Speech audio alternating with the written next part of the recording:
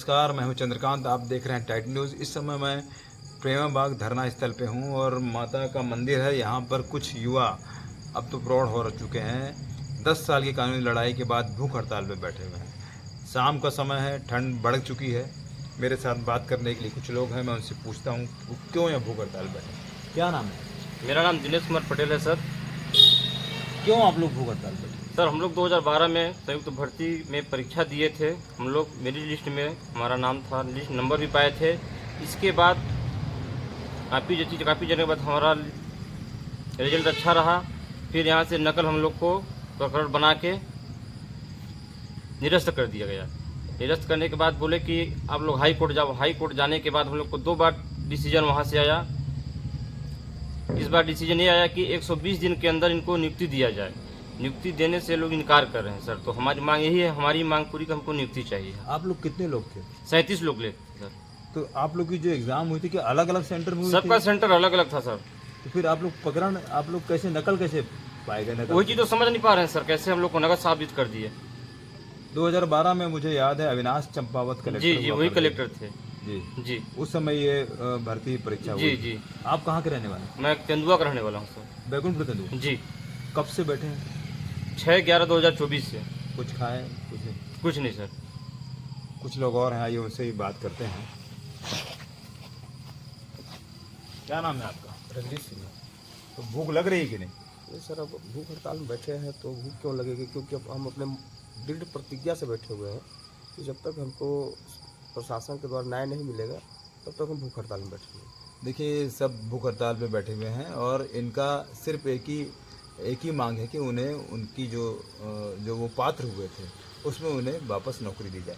मामला आप बताइए क्या है अच्छे से? मामला यह है सर कि संयुक्त भर्ती अभियान 2012 के तहत हम लोग 11,000 कैंडिडेट्स में एग्ज़ाम दिए थे, जिसमें हम 37 लोग को जो मेरिट होल्डर थे, मेरिट लिस्ट है में नाम था, है ना, चयन सूची में नाम था, उसको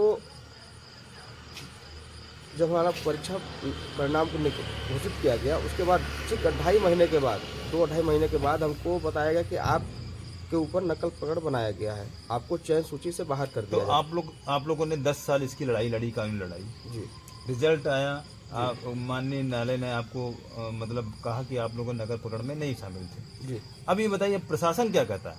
प्रशासन के पास हम लोग सर गए जब जब हमको ये आदेश, कोर्ट का आदेश आया है ना 1 जुलाई 2024 को कि इनको मतलब 120 दिन के अंदर में इनको नियुक्ति दिया जाए।